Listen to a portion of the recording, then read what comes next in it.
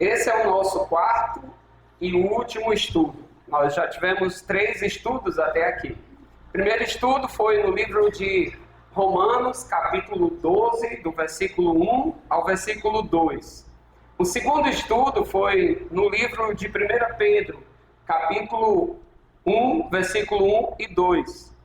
Hoje nós estudamos pela manhã em Atos, capítulo 2, do versículo 42 ao 47. E esse é o nosso último estudo. O nosso tema está aí: Igreja é tempo de renovar as forças no Senhor. E quando nós pensamos em igreja, nós pensamos em algumas áreas da nossa vida como igreja. Por exemplo, existem igrejas que estão deixando a missão. Existem igrejas que estão, de fato, centradas em si mesmas. Existem igrejas que estão se tornando frias, a tal ponto que os membros do corpo não sabem quem eles são, qual é a sua identidade e qual é o propósito da sua vida aqui na Terra. De fato, o que nós estamos percebendo nesses últimos dias é que as igrejas, elas estão perdendo o primeiro amor.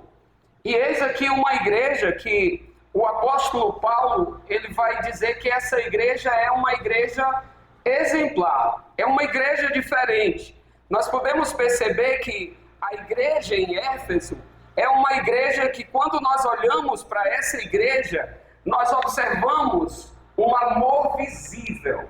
Nós observamos uma igreja que está no caminho. Nós observamos uma igreja com marcas vibrantes.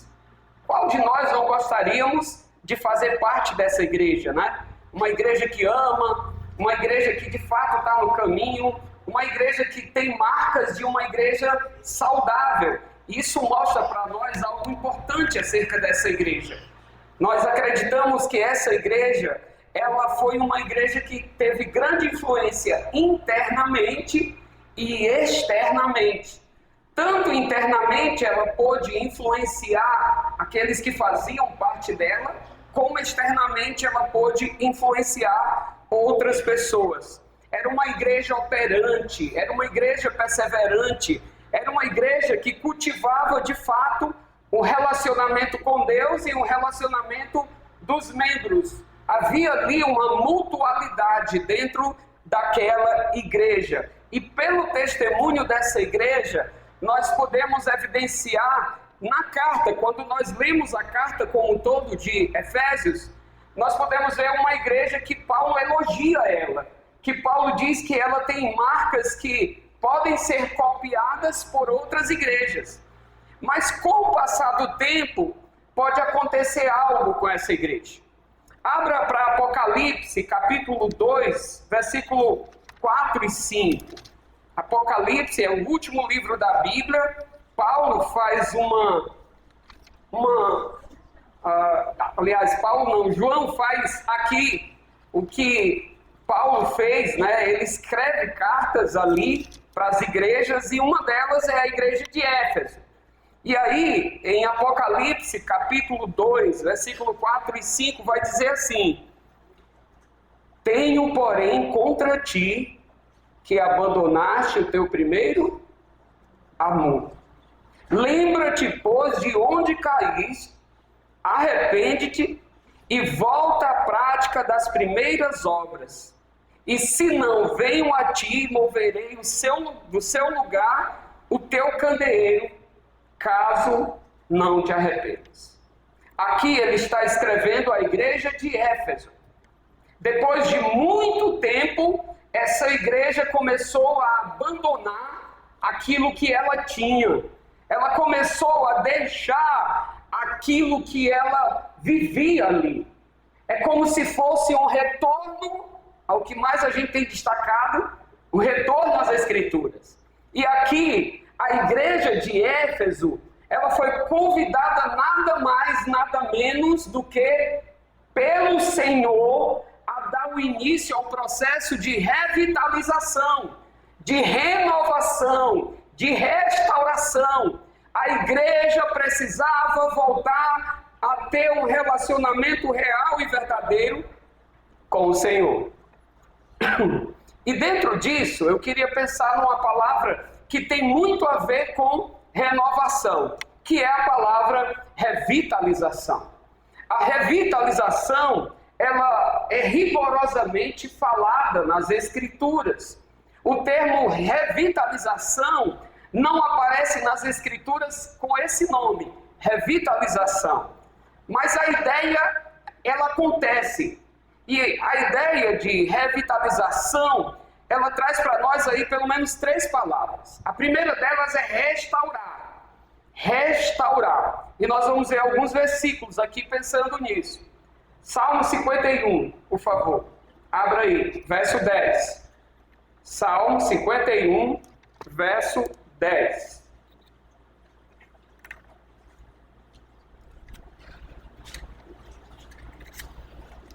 Aqui é o Salmo de Davi. Os irmãos sabem desses salmos, conhecem, é o Salmo de confissão.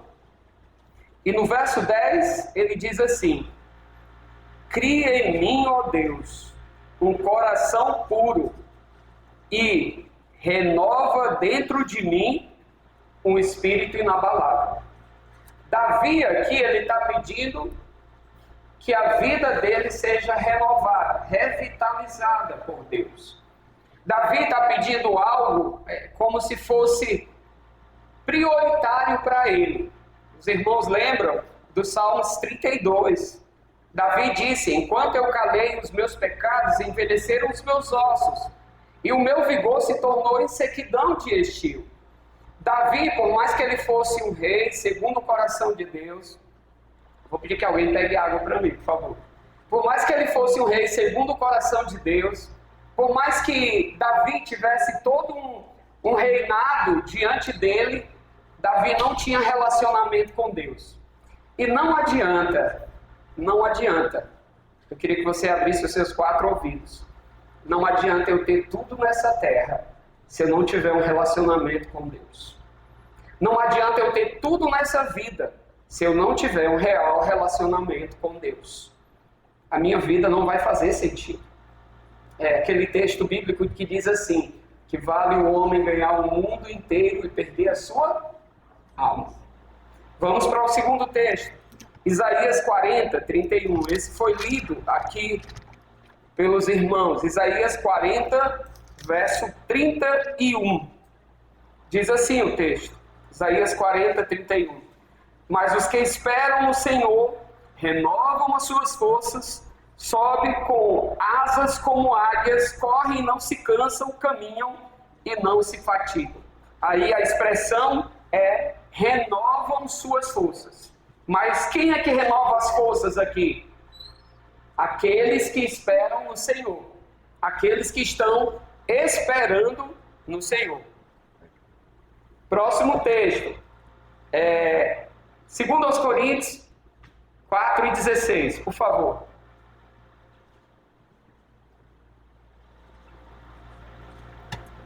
Segundo aos Coríntios 4:16. Assim diz a palavra do Senhor. Segundo aos Coríntios 4:16.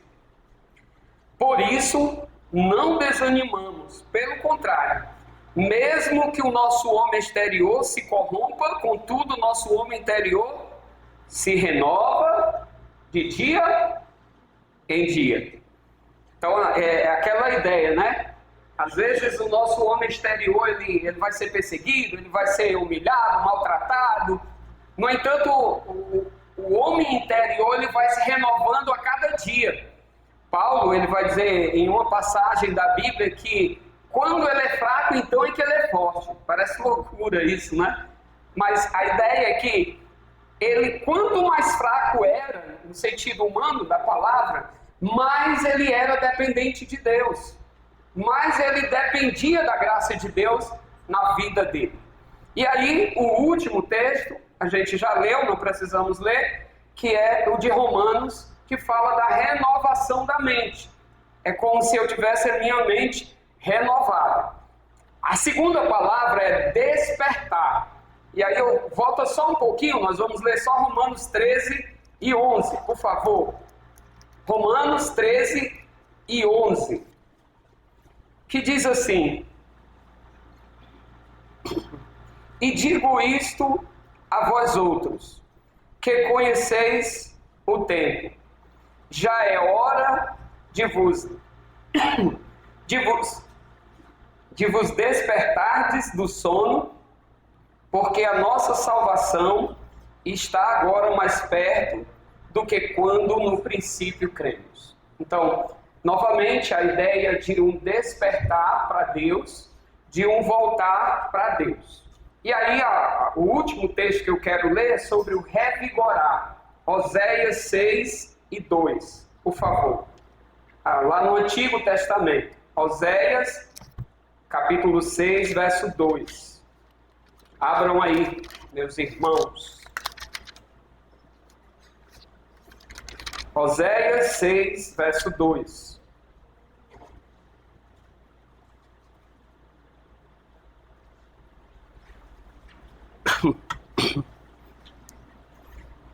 Vamos ler o 1 e o 2. Diz assim, Oséias 6, verso 1 e 2. Vinde e tornemos para o Senhor, porque Ele nos despedaçou e nos sarará, fez a ferida e a ligará. Depois de 2 dias nos revigorará, ao terceiro dia nos levantará e viveremos diante dele. Então, todos esse texto, eles trazem a mesma ideia de você e eu passarmos por um despertar, passarmos por uma restauração, passarmos por um revigorar de nossa vida com Deus. Na verdade, revitalizar é sim conduzir a igreja à compreensão do papel que ela tem no contexto que ela está inserida. A ideia é que toda igreja ela tem uma maneira de viver. Toda igreja não é igual, apesar de ter o mesmo Senhor e o mesmo Salvador. E quando nós olhamos para a igreja, ela é uma comunidade de discípulos.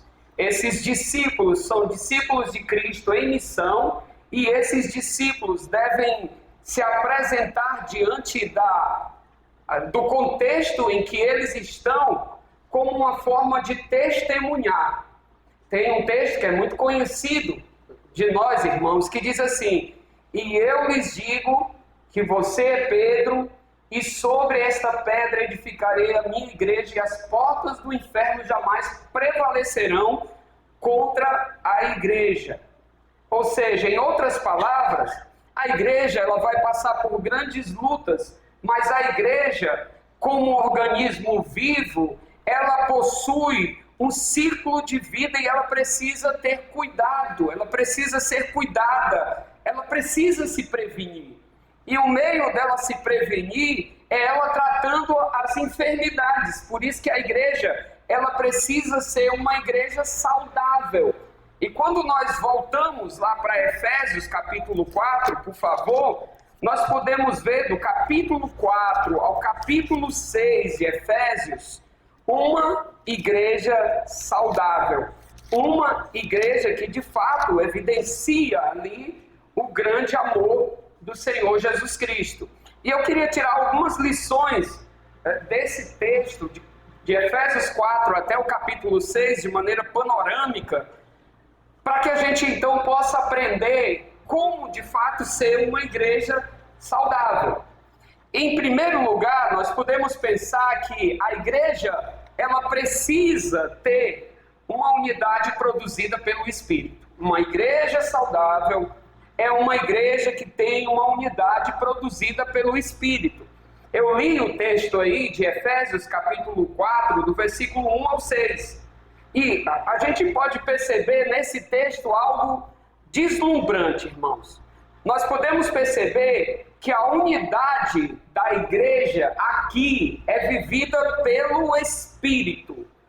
E essa unidade que é vivida pelo Espírito, ela tem uma consistência que ela pode enfrentar lutas e batalhas durante a sua vida, mas mesmo assim a igreja está unida pelo Espírito. Uma igreja que não é unida pelo Espírito, ela vai passar por dificuldades. Mas uma igreja que ela é unida pelo Espírito, ela sempre vai estar revitalizada. Ela sempre vai estar sedenta pelas Escrituras. Ela sempre vai estar ligada à Trindade. E ela vai evidenciar isso no dia a dia. É interessante porque aqui nesse texto nós podemos ver uma igreja conduzida pelo Espírito. Por exemplo, versículo 2 diz assim: com toda humildade e mansidão, com longanimidade, suportando-vos aos outros em amor. Uma igreja conduzida pelo Espírito, ela tem a paciência motivada pelo amor. Afinal de contas, como eu falei pela manhã, se tem gente difícil, é nós, não é não? E aí a gente precisa de amor. Amor para receber, amor para dar. Imagine só um casamento sem amor. Imagine só uma igreja sem amor. Não existiria. Não há como existir. É interessante porque na unidade produzida pelo Espírito, os crentes são habilitados a viver em paz. E aí a expressão aí no versículo 2, dizendo assim, ó, suportando uns aos outros. A palavra suportar já é difícil, não é assim, suportar isso, suportar aquilo. Mas ele diz, suportando uns aos outros. E dentro disso, essa igreja, tendo essa unidade produzida pelo Espírito, ela vai se esforçar em prol da unidade. Não em prol de uma pessoa, mas em prol do corpo, da unidade do corpo. E aí, eu leio com você o verso 3. O verso 3 diz assim, Efésios 4:3, esforçando-vos diligentemente por preservar a unidade do Espírito no vínculo da paz. Ó, duas palavras aqui já. Suportando, que é difícil, e esforçando, que também está ligado a suportar. E um ponto aqui é que quando a revitalização ela é real, os crentes não ficam à espera de um ambiente propício para poderem desfrutar da unidade. Mesmo num ambiente difícil, eles vivem essa unidade. Entende aqui? Porque é muito propício quando tudo está indo bem para eu viver essa unidade. Mas quando tudo é contrário para eu viver essa unidade, o Espírito vai me conduzir para que eu viva essa unidade. É interessante porque, pelo contrário, movidos pelo Espírito, eles se esforçam de maneira diligente para criar um ambiente.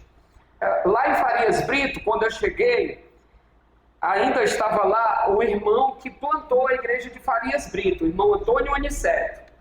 Ele era da Vacaria, ele é tio do pastor Davi de Limangino, é bem conhecido a família lá na Vacaria. Ele sai da Vacaria, ele vai para Farias Brito, abrir um comércio, vai vender tecido, vai vender roupa e tudo, mas a ideia era só para ele implantar a igreja, entendeu? Quando ele chega e ele começa a pregar o evangelho, muitas pessoas começaram a odiar ele. E quando ele sabia que tinha uma pessoa que odiava ele, sabe o que ele fazia, irmãos? Ele pedia para a esposa dele fazer um bolo, e ele ia lá na casa da pessoa, batia na porta e dizia assim, eu estou trazendo um bolo para você. Era impressionante o irmão Antônio. Era impressionante. E mesmo ele não tendo conhecimento tão grande, mesmo ele não tendo uma cultura tão grande, mas na simplicidade da vida dele, Deus usou aquele homem de uma forma tal que hoje nós temos uma igreja batista ali pregando o evangelho. E dali saíram muitos pastores, dos quais vocês conhecem alguns. O que eu estou querendo dizer com isso? Quando você tem a ideia de que eu preciso ter um esforço, eu preciso ter paciência em prol do reino de Deus, mas que isso é só pelo Espírito, Deus vai usar a minha vida na sua vida e a sua vida na minha vida. E o Evangelho vai ser conhecido, o Evangelho vai ser propagado para que as pessoas assim o vivam. Mas ainda, submissão a Deus. Se vocês percebem, no versos 5 e 6, há um só Senhor, uma só fé, um só batismo, um só Deus e Pai de todos, o qual é sobre todos, age por meio de todos e está em todos. Isso significa, queridos irmãos, que numa comunidade revitalizada, renovada, a unidade tem este sólido fundamento. Há um só Senhor, uma só fé, um só batismo. E isso faz com que eu e você entenda que Ele age em mim, Ele age em você, Ele age por meio de nós, e no final de tudo, a glória é dele somente. Então, uma comunidade que de fato é restaurada, renovada, despertada, revitalizada, é uma comunidade que anda no Espírito. E isso faz com que todos aqueles meios que o diabo usa para nos dividir, nós conseguimos vencer por meio do andar no Espírito. Eu vou dar um exemplo aqui. Se alguém tem algo contra você, se alguém odeia você, a melhor maneira de você vencer essa pessoa é amando ela. A Bíblia diz que eu devo amar os meus inimigos. Eu devo amar aquele que me persegue. E é a melhor arma, porque eu não vou guardar nada no meu coração. Eu não vou alimentar nada no meu coração. E eu vou conseguir ensinar aquela pessoa também. Quantas vezes, irmãos, irmãs, nós olhamos nas Escrituras o exemplo de Jesus, que maltrataram ele, perseguiram ele, humilharam ele, mas ele não guardou nada no coração contra aquelas pessoas. Ele perdoou aquelas pessoas. E ele dependeu do Espírito na vida dele. Ele andou no Espírito, Jesus. Mas nós temos a segunda lição de uma igreja saudável. A igreja precisa ter a prática do exercício dos dons espirituais. É interessante porque quando uma igreja, ela vive a revitalização, ela desperta cada membro do corpo para agir segundo o propósito para o qual foi estabelecido. Nós temos uma identidade. E tendo essa identidade, nós vamos poder, queridos irmãos, fazer o exercício dos dons espirituais. E nós vamos criar um ambiente contagiante, frutífero sobre os dons. E é imprescindível que eu compreenda isso. Deus, Ele deu dom para a igreja, ou dons para a igreja. E esses dons que Ele deu para a igreja, não é porque eu mereço, não é porque você merece, mas esses dons, eles devem ser usados dentro da mutualidade do corpo de Cristo. Eu preciso usar os dons que Deus tem me dado. Por quê? Porque os dons são a expressão da graça de Deus. Capítulo 4, verso 7. Leiam comigo, Efésios 4 e 7.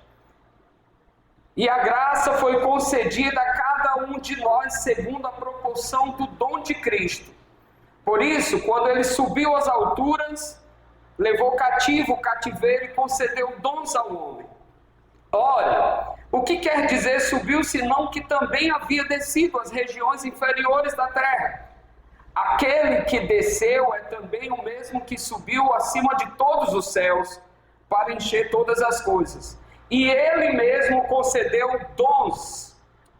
Ele mesmo concedeu uns para apóstolos, para profetas, outros para evangelistas, outros para pastores e mestres, com vistas ao aperfeiçoamento dos santos, para o desempenho do seu serviço, para a edificação do corpo de Cristo. Paremos aí, irmãos.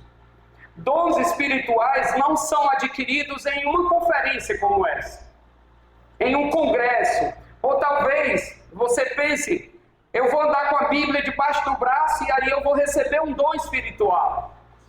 Não, os dons espirituais são dados pelo Senhor. O verso 7 diz que a graça foi concedida. Deus concedeu. Eu acho isso tremendo, sabe por quê? Pensemos um pouquinho na história. Na eternidade passada, Deus decidiu nos escolher. Não sabemos por quê, mas não foi com mérito em nós. Ele decide. Vai passando o tempo, ele envia Jesus Cristo. Ele se torna homem, como nós, mas sem pecado. Jesus Cristo vai então até a cruz. Ele morre ali na cruz, ele é sepultado, ele ressuscita ao terceiro dia.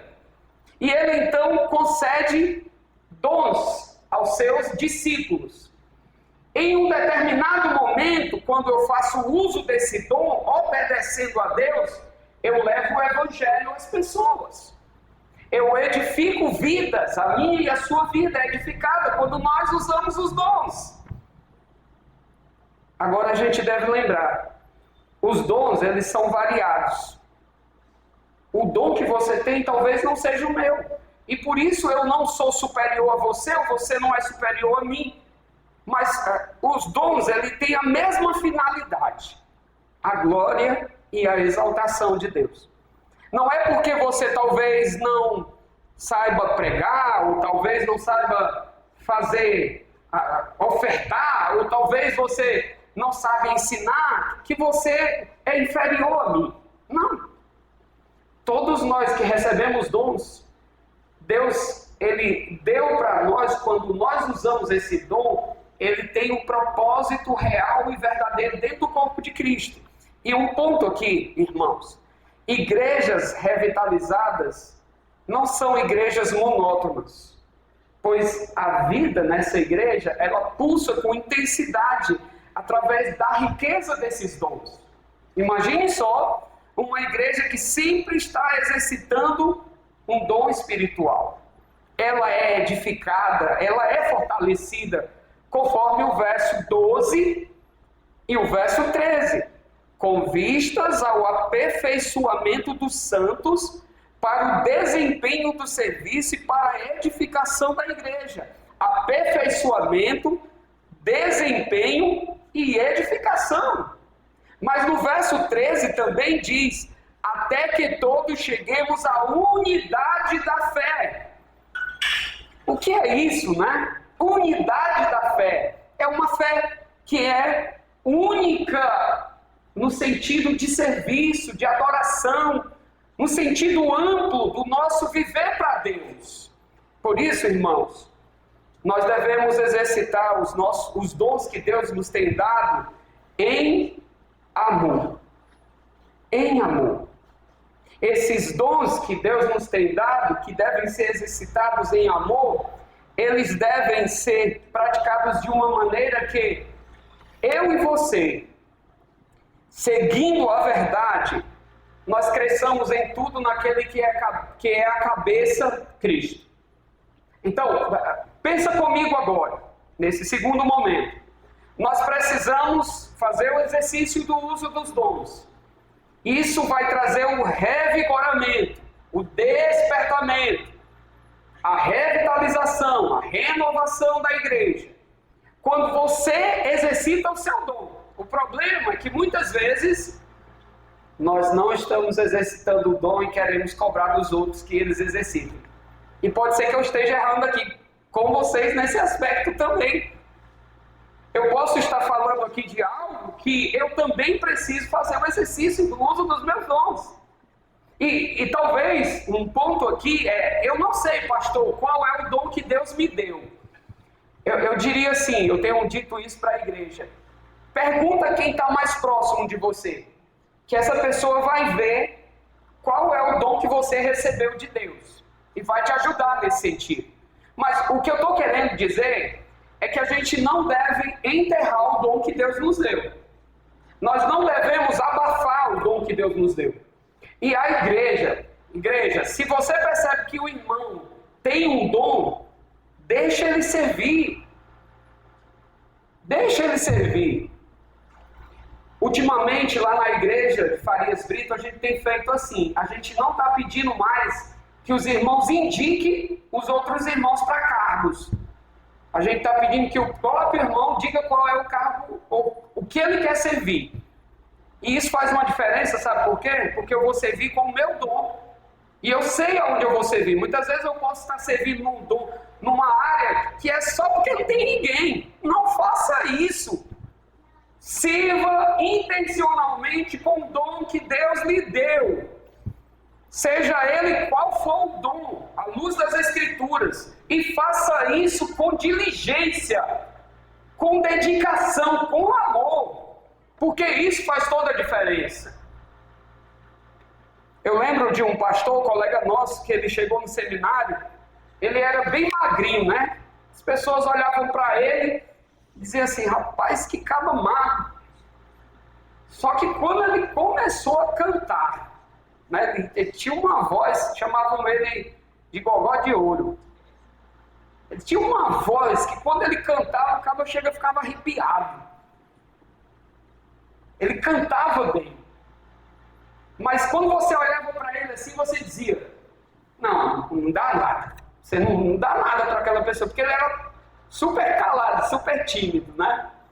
É aquele irmão, eu lembro de uma outra irmã que, certa vez a gente marcou para fazer um evangelismo no sítio, de casa em casa, e ela disse, pastor, eu não vou porque eu não sei evangelizar.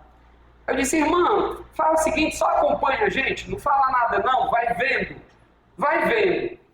E aí a gente chegou na casa de uma senhora, eu, ela e outra irmã, e eu comecei a falar, a outra irmã começou a falar, com pouco ela levantou a mão.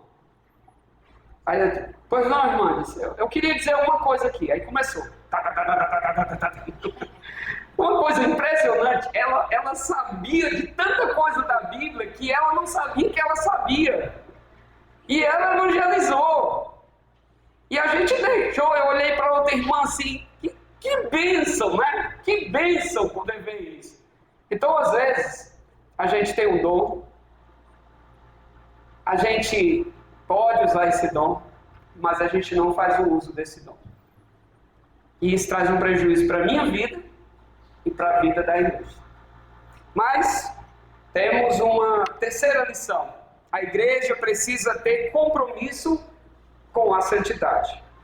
Não vamos ler, claro, todo o texto aí, do capítulo 4, do 17 ao 21, mas nós podemos perceber que igrejas que se envolvem pelo processo de revitalização, essa igreja, ela, de fato, são despertadas para buscar a santidade como condição necessária para a vitalidade, certo?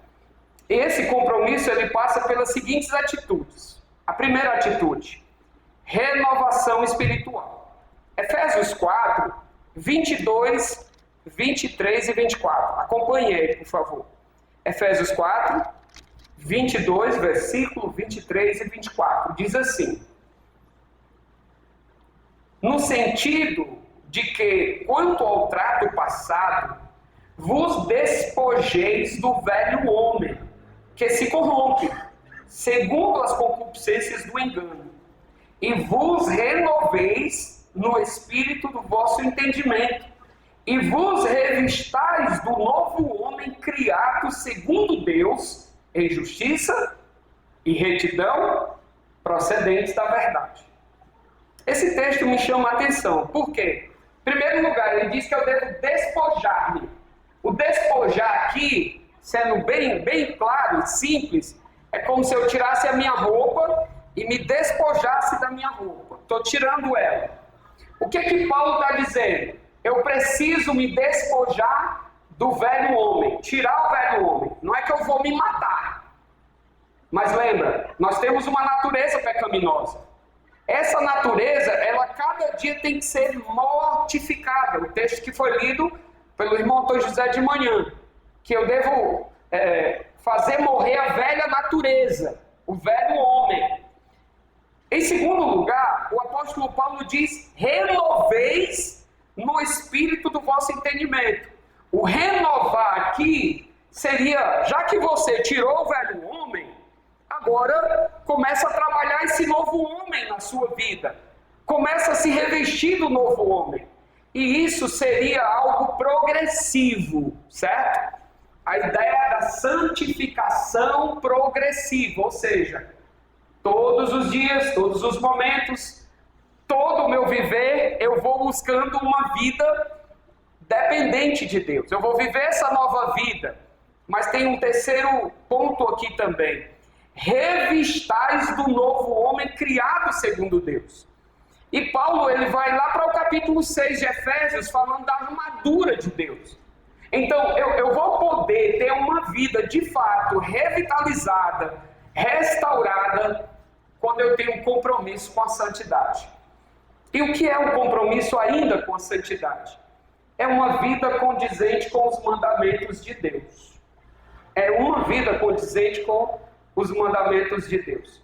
Lembra quando Paulo, ele disse aí no capítulo 5 de Efésios, versículo 1, Paulo diz assim: sede, pois, imitadores de Deus como filhos amados.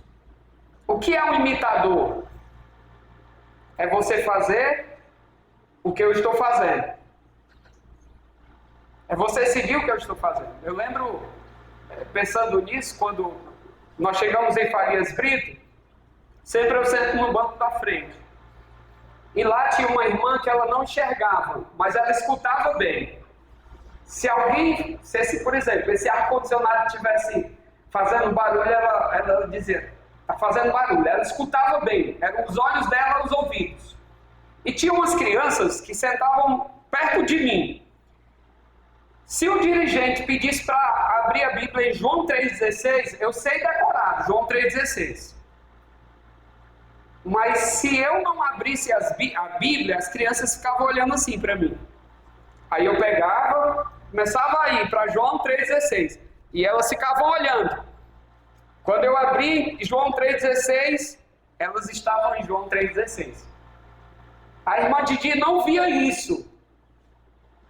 Ela escutava quando as crianças estavam passando as páginas da Bíblia. E quando alguma criança estava conversando, ela fazia: presta atenção na leitura. A ideia de você e eu, de fato, buscarmos essa vida no Espírito, tem muito a ver com nós imitarmos a Deus. Agora, como é que eu vou imitar a Deus se eu não conheço a Deus? Eu preciso conhecer Deus. E se você quer conhecer Deus, você precisa ler a Bíblia, estudar a Bíblia, porque a Bíblia é a palavra de Deus. Se você não lê a Bíblia, não estuda a Bíblia, não tem como você conhecer a Deus somente num culto como esse, entende? Mas ainda, passa um pouquinho aí para o verso 18, Efésios 5 e 18.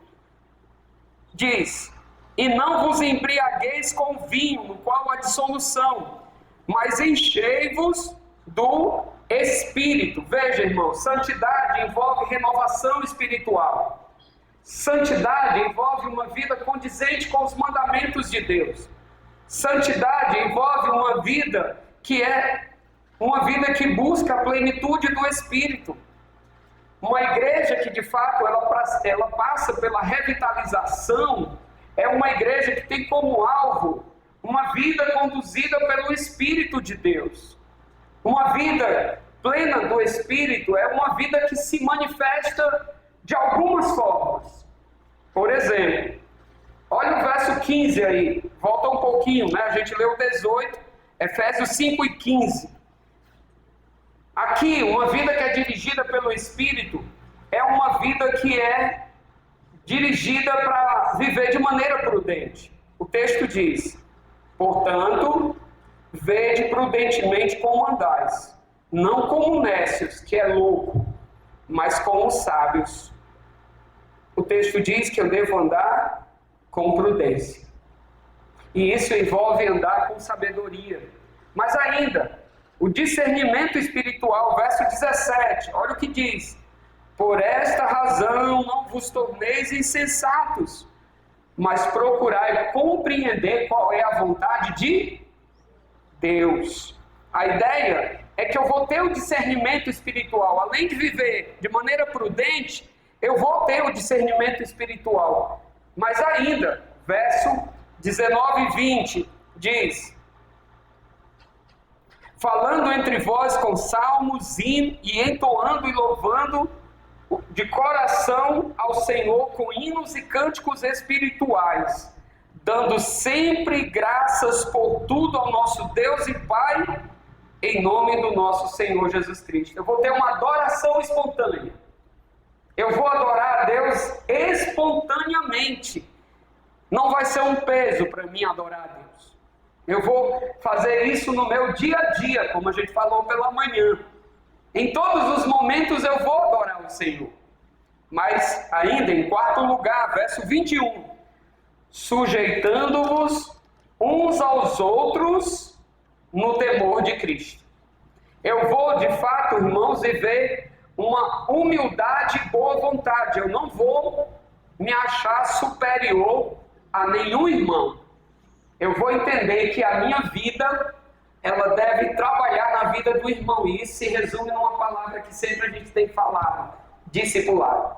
Todos nós estamos discipulando um ao outro por meio da vida que nós temos com Jesus. No final das contas, irmãos, a igreja que vive em santidade, ela desfruta a graça de Deus em sua vida, nas suas vidas. Essa igreja, ela desfruta dessa graça de Deus. E é tão bom, irmãos, a gente poder ouvir aquelas mesmas palavras que Paulo ouviu do Senhor Jesus Cristo: a minha graça te basta. Ela é suficiente para nós.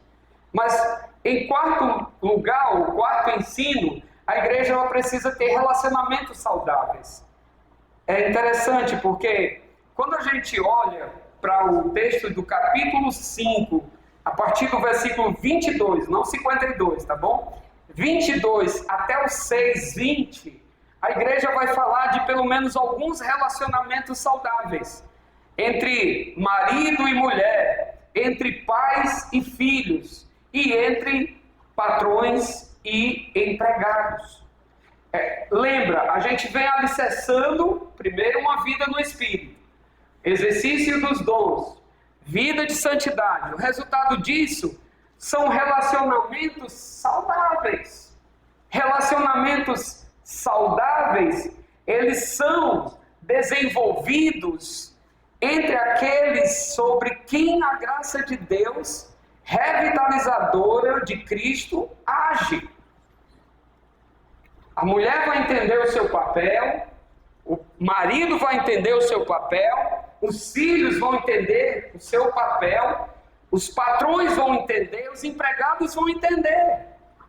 Isso é impressionante, irmãos, porque os irmãos conhecem os textos aí, que os filhos devem obedecer aos pais, que a esposa deve ser submissa ao marido, como ao Senhor, que o marido deve amar a esposa como ao Senhor, que os patrões devem tratar os filhos bem, que os pais não devem provocar ira aos filhos, mas criar os filhos na demonstração e na disciplina do Senhor, que os servos devem obedecer aos seus senhores, que os seus senhores devem, de igual modo, proceder para com eles, deixando de ameaçar. A ideia é que quando nós, de fato, temos uma vida renovada, nós vamos ser um bom marido, uma boa esposa, um bom filho, um bom patrão, um bom empregado. E nós vamos poder testemunhar diante disso da graça do Senhor Jesus Cristo através de nossas vidas. Queria ler só o capítulo 6, versículo 4, por favor, abra aí. Diz: e vós, pais, não provoqueis os vossos filhos a ira, mas criai-os na disciplina e na admoestação do Senhor. E o verso 9: e vós, senhores, de igual modo procedei para com eles, deixando as ameaças, sabendo que o Senhor, tanto deles como vosso, está nos céus, para que não haja acepção de pessoas. Sabe o que é isso? Resumindo, eu vou tratar bem todas as pessoas. E quem aqui gosta de ser tratado bem? Tem alguém aqui que gosta de ser tratado mal? Levanta a mão aí, para a gente começar a tratar você mal. Não tem, né? Todo mundo gosta de ser bem tratado. Por exemplo, tem muita gente visitando a gente hoje. Quando uma pessoa vem nos visitar, eu já visitei outras igrejas. E eu cheguei em outras igrejas e ninguém veio falar comigo, só 2 irmãos. O que vocês acham quando eu saí dessa igreja? Como eu me senti? Difícil, né? Ou quando você vai na casa de alguém, é mal recebido. Você volta para aquela casa? Não, né? Então, quando uma igreja está bem, ela vai tratar bem todo mundo. Mas quando uma igreja não está bem, aí vem o prefeito de Fortaleza visitar essa igreja. Ela vai botar ele bem aqui ou bem aqui, ó. Porque vai levantar o homem. Mas quando a igreja não está bem, ela vai levantar e exaltar o homem.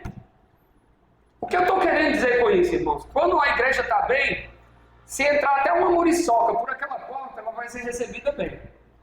Está aqui, ó, meu braço, pode sugar o sangue. Aqui, pode vir. Eu estou exagerando aqui, claro, irmãos. Mas o que eu estou querendo dizer é que quando uma igreja, de fato, ela está vivendo essa unidade, essa dependência do Espírito, quando essa igreja ela está, de fato, vivendo essa santidade, ela vai, de fato, tratar as pessoas bem.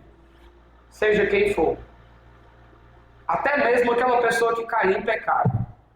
Ela vai atrás, vai amar, vai cuidar, vai dar nos braços e vai trazer. Por quê? Porque essa igreja está bem com Deus. E ela vai amar quem quer que seja. E isso faz toda a diferença. Mas temos o último ensino. Amém? Isso foi fraco. Então vai ter mais um. O último ensino, irmãos. Amém? Eita! O último ensino vai levar eu e você a entender que a igreja ela tem poder espiritual. Certo? E aí, capítulo 6, do versículo 10 ao 20. Não vamos ler todos os versículos. Mas Paulo, ele conclui aqui uma série de exortações com o seguinte voto de revitalização à igreja. Verso 10, leia comigo. Que é o que a igreja escolheu como tema, né? A ideia é essa, que fique isso na mente da igreja. Quanto ao mais, sede fortalecidos no Senhor e na força do seu poder. É interessante aqui porque, para se alcançar esse poder espiritual, é notório aqui nesse capítulo 6, do versículo 10 ao versículo 20, os seguintes procedimentos que se fazem necessários para se alcançar. O primeiro deles, do verso 11 ao 17, é o uso diligente da palavra. E ficaria só um aqui, o versículo inicial, quando ele diz, no verso 11, revestivos de toda a armadura de Deus, para poder ficar firmes contra as ciladas do diabo. A armadura, ela vai ter a espada, vai ter o capacete, vai ter o cinto, vai ter a couraça, vai ter os pés ali, né, com a preparação do evangelho, o escudo da fé. Em outras palavras, nós temos as armas que nós precisamos usar contra o nosso inimigo. Só que muitas vezes a gente não está fazendo o uso dessas armas. É como se você quisesse matar um tipo de animal com uma baladeira, né? É como se você quisesse pescar um peixe com uma faca. Você tem que ser muito servo para isso, né? No entanto, o que Deus está dizendo para nós aqui é revestivos. E a gente já ouviu essa palavra anteriormente. O revestimento é a ideia, faça uso de tudo que está aqui. Há muito tempo atrás, no início da minha fé, eu ouvi essas seguintes palavras de alguns irmãos. Se aproxime de Deus, que você vai se afastar do pecado. Se afaste de Deus, que você vai se aproximar do pecado. Então, quanto mais eu e você nos aproximamos da Bíblia, quanto mais nós estudamos a Bíblia, meditamos na Bíblia, mais nós vamos estar revestidos. E o exemplo maior para nós, Jesus, na tentação. 3 vezes ele cita as Escrituras. O diabo citou também, só que Jesus corrigiu ele, fazendo a citação dentro do seu contexto e a aplicação correta. Mas em segundo lugar, perseverança na oração. Lembra, a palavra, ela nutre a igreja. Mas quando eu persevero na oração, a oração, ela é o oxigênio que mantém a vitalidade da igreja. Irmãos, não tem algo mais poderoso do que uma igreja que ora, do que irmãos que oram, do que irmãos que se dedicam à oração. E por quê? Porque a oração é relacionamento com Deus, é vida com Deus. A oração é dependência de Deus, a oração é entrega a Deus, a oração é confiança em Deus, a oração é esvaziamento do ego, a oração faz com que eu e você tire toda a nossa força e dependa única e exclusivamente de Deus. Por isso Paulo, ele chama a igreja a caminhar. Verso 18, ele diz: com toda oração e súplica, orando em todo tempo no Espírito, e para isto vigiando com toda perseverança e súplica por todos os santos. Eu diria que um crente que não ora, ele está em pecado. Está em pecado porque ele não tem comunhão com Deus. Irmãos, não tem essa desculpa de você dizer assim: eu não sei conversar, eu não sei orar. A oração é eu e você abrirmos o nosso coração ao Senhor e falarmos aquilo que Deus manda a gente falar. A oração revela o quanto nós queremos manter comunhão com Deus. Mas também compromisso com a evangelização. Verso 19 e 20 diz assim: e também por mim, para que me seja dada no abrir da minha boca a palavra, para com intrepidez fazer conhecido o mistério do Evangelho, pelo qual eu sou embaixador em cadeias, para que em Cristo eu seja ousado para falar como me cumpre fazê-lo. Ousado para falar como me cumpre fazê-lo. É interessante porque o poder da igreja viva se traduz na evangelização. Em outras palavras, a evangelização promoverá a vida que há em Cristo Jesus para outras pessoas. Tem crente que passa anos e anos da sua vida e não evangeliza, mas fala de tudo no mundo. Mas não fala do evangelismo.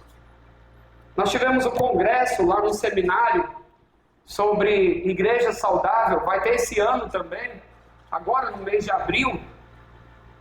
E um dos desafios lá que o pastor Tiago Albuquerque, da Igreja Bíblica do Planalto, fez, e que ele praticou, e eu achei muito interessante, é: saia um dia sozinho e evangelize. É tão desafiador, irmãos. Mesmo você tendo muito tempo de fé, é muito desafiador. E ele disse que ele fez isso na vida dele e foi um grande desafio para ele. Mas ele saiu na rua que ele morava, no bairro que ele morava, e ele fez isso. E ele trouxe esse desafio para nós. Eu diria para você, é interessante nós fazermos isso, irmãos. Sair um dia só eu, sem depender de nenhum irmão. Não que eu não dependa dos irmãos nesse aspecto, mas eu diria assim, eu queria ver como minha vida ela caminha. Como é que está a minha prática de evangelização? Como é que está o meu conhecimento de Deus? Como é que eu consigo transmitir o evangelho para as pessoas? Mas sair com aquela finalidade, com aquela intenção. Busquei com lágrimas semeio, com júbilo ceifarei. Chegamos então à nossa aplicação final, para pensar em tudo que a gente viu e assim poder aplicar. Eu penso em pelo menos 3 aplicações. Primeira é um autoexame e um ajuste de rota. Quando nós ouvimos todos os estudos, para aqueles que estavam aqui, você que acompanhou o estudo que você veio, não é apenas mais um conhecimento ou mais uma conferência. Não é isso. Não é 60 anos e eu ouvi a mensagem, pronto, vou para casa e estou livre, né? A pergunta é, o que precisa de correção na minha vida? O que precisa ser mudado na minha vida? E isso eu estou dizendo para mim também. Diante do que eu preguei, diante do que eu estudei com você, o que precisa de correção? Eu preciso identificar áreas que o Espírito Santo apontou na minha vida que está desalinhado com as Escrituras. O que precisa ser corrigido? Tem alguma coisa que precisa ser corrigido? Deus falou comigo por meio da pregação. Eu preciso corrigir aquilo. Se eu ouvi e eu entendi e que precisa ser corrigido, eu preciso dar os primeiros passos. Lembra de Efésios capítulo 2 que a gente leu. Lembra de onde você abandonou o primeiro amor. Retorna, arrepende-te e volta. Não é só eu saber, é eu aplicar o que eu sei. Agora aonde eu estou avançando na minha vida? Reconheça que você pode estar acertando em áreas da sua vida e que está sendo bom para a sua vida. Não desista, por favor, persevere. Mesmo que os outros não vejam, mas persevere. Porque, de fato, o que vai acontecer é que esse crescimento ele vai ser um dia perceptível na igreja. E isso vai fazer com que o corpo seja impactado por esse crescimento na sua vida. Mas, como eu disse, se tem algo que precisa ser corrigido, isso também vai trazer benefício para a sua vida e para a igreja. E só você sabe, só eu sei, irmãos. Só você sabe, só eu sei. Eu me lembro que há muito tempo atrás houve uma conferência nessa igreja. O pastor pregou, o pastor Marvin Freire. E naquele dia eu entendi que Deus estava me chamando para um ministério. E eu não hesitei em atender o chamado de Deus. Se Deus está chamando você para um ministério, se Deus está chamando você para um compromisso mais sério com Ele, não hesite em dizer, eis-me aqui, Senhor, eis-me aqui, eu quero te servir. Isso envolve um autoexame e um ajuste de rota. Talvez você está na rota errada, talvez eu esteja na rota errada. Nós precisamos corrigir essa rota. Mas, em segundo lugar, uma ação individual dos dons. Olhando para a sua caminhada pessoal com Deus. Qual área específica da sua vida mais necessita de uma mudança profunda neste momento? Pensando nos dons. Você é um crente que não está servindo nessa igreja? Você é um crente que não está fazendo uso dos dons, reclama de todo mundo, mas não está usando os seus dons? Tem algum problema? 60 anos é uma idade madura. É uma idade que eu não posso mais brincar, irmãos. É uma idade que eu já sei o que eu quero para a minha vida. Por isso, como você tem exercitado, ou como nós temos exercitado os nossos dons espirituais para servir ao Senhor e ao próximo? Como eu estou vivendo essa constância de renovação? Porque quanto mais eu me dou, mais eu vou me doar, e mais Deus vai me revigorando. Ele vai revigorando a minha vida. E eu vou ter constância de renovação, de revitalização, de despertamento. Deus vai fazer o uso da palavra dele na minha vida. E o último, vitalidade e evidência. A verdadeira espiritualidade, ela produz frutos visíveis. As pessoas vão ver. Não tem, abra aqui os seus 6 ouvidos. Não tem como você ter uma vida com Deus e você esconder essa sua vida com Deus. Não tem. Eu lembro-me de um jovem, que hoje ele é pastor em Juazeiro, mas no tempo ele era um jovem descrente, ele não conhecia Jesus. Ele fazia o curso Fonte de Luz. E um dia ele mandou uma mensagem para mim perguntando assim: pastor, eu posso dar um estudo bíblico para um colega meu? Eu perguntei para ele: você quer dar um estudo? Você ainda não conhece a Deus. Ele disse: não, pastor, eu já conheço a Deus. Eu já sou crente. Eu conheci fazendo um estudo. O que eu estou querendo dizer é que quando você começa a conhecer a Deus, isso vai trazer um impacto tão grande na sua vida que não vai ficar só para a sua vida. Você vai impactar outras vidas. Outras vidas vão ser alcançadas. Por isso, invista em seu relacionamento com Deus. As mudanças, elas vão ser evidentes. As pessoas vão conseguir ver essas mudanças. Por quê? A vitalidade da sua vida espiritual vai fazer com que você conheça a Deus, e isso vai fazer com que as outras pessoas conheçam a Deus por meio da sua vida. Mas você que ainda não conhece a Cristo, eu tenho uma história quase semelhante à sua. Eu visitei essa igreja há muito tempo atrás, pela primeira vez. Eu não era crente, eu vim forçado por aquela ideia de mostrar para os outros que eu vou, né? Eu sentei lá atrás, lá perto de Sara ali, onde Sara está. E o pastor Laerte estava pregando naquele dia. E eu estava odiando o pastor Laerte naquele dia. Eu queria que ele acabasse a pregação, porque eu queria ir para casa. O lugar aqui estava muito chato, a pregação muito chata, todo mundo chato, na minha visão, naquele momento. Quando terminou o culto, a porta não era aquela, era diferente, o portão, né?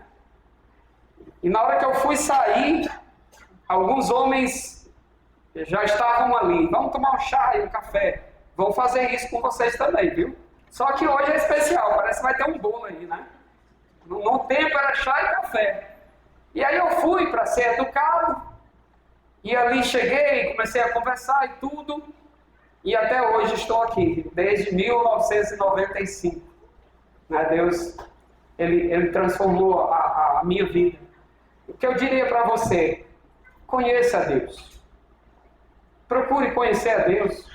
Não apenas aqui, se possível. Fale com algum irmão para dar um estudo bíblico para você. Procure algum irmão: eu queria conhecer um pouco mais a Deus, eu quero fazer um estudo bíblico. E assim você vai perceber quem é Deus. E Ele vai fazer uma grande mudança na sua vida. Eu deixo uma última frase para a gente meditar desse escritor que viveu em um período bem difícil, mas que ele viveu uma fé tremenda ao ponto de escrever livros. E ele disse assim, o nome dele é Dietrich Bonhoeffer. Ele diz: quem ama mais o seu sonho de comunidade que a própria comunidade cristã, torna-se um destruidor de toda a comunidade cristã. A ideia aqui não é que tenha alguém superior aqui. Todos nós somos salvos com um propósito: glorificar a Deus. E cada um de nós pode fazer isso com aquilo que Deus nos deu. Que possamos servir a esse Deus. E que essa igreja ela venha ser revigorada, ela venha crescer. Daqui venha sair muitos servos e servas para servir ao Senhor no mundo.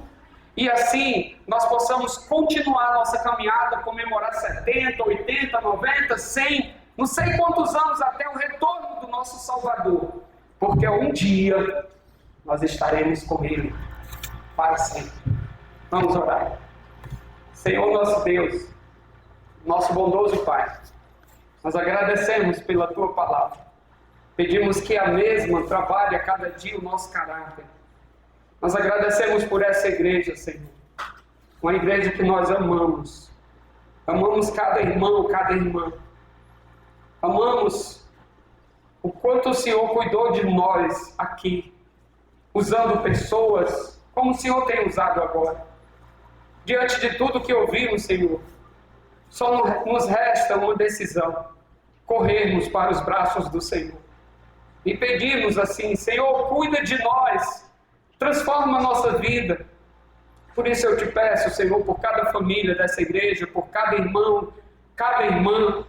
Ó Deus, faz com que essa igreja, ela seja uma igreja revitalizada pelo Senhor, restaurada pelo Senhor, renovada pelo Senhor, e que a Tua palavra trabalhe a vida de cada um de nós para a glória do nome do Senhor. Muito obrigado por esses 60 anos que o Senhor proporciona a essa igreja. Que o Senhor dê muitos e muitos anos para que assim essa igreja continue sendo instrumento em Tuas mãos. Abençoa o pastor Rogério, que vem com a sua família para estar trabalhando aqui com os irmãos essa palavra. E também, Senhor, que o Senhor esteja salvando mais e mais vidas aqui nesse bairro, em nome de Jesus. Amém. Amém. Que Deus nos abençoe. Eu agradeço à igreja pelo convite de estar aqui com vocês. Vocês não imaginam o privilégio de passar esse final de semana aqui em vários aspectos. Muito obrigado. Orem por nós, por mim, Dona Diomar. Amanhã a gente está retornando e, se Deus quiser, a gente vai se vendo aí com o andar da caminhada, tá bom?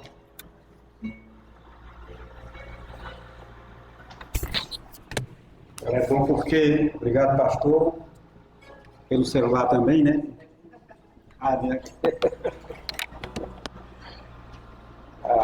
Momentos bons, dias maravilhosos que nós passamos aqui.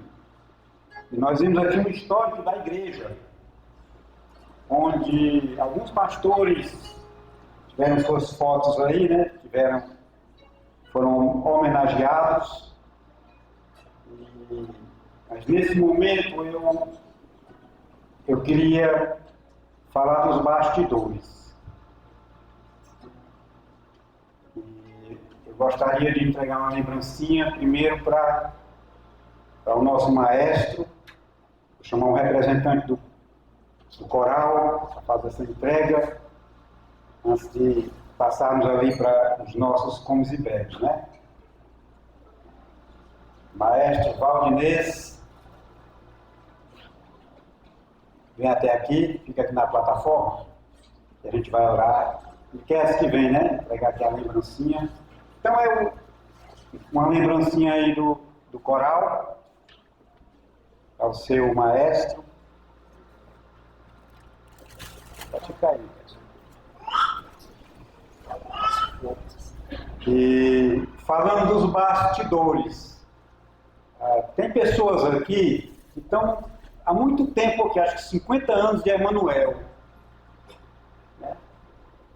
Essa pessoa eu vou chamar para entregar a lembrancinha do pastor, certo? Ela vai representar aqui os bastidores. Então, o sonoplasta, os nossos músicos, o pessoal da cantina, enfim, né?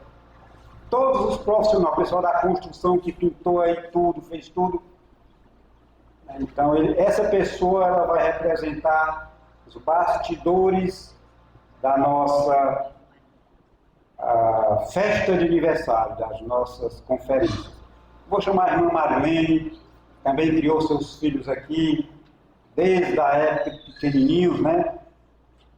Ela vai entregar aqui a lembrancinha, vou chamar o pastor, vem até aqui para receber a lembrancinha.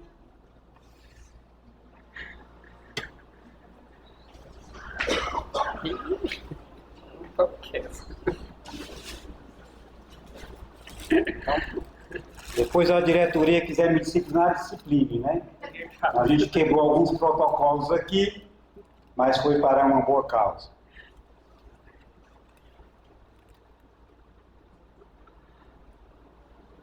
Bom, muito obrigado, pastor. Deus abençoe. Maestro Valdinez, Deus te abençoe, viu?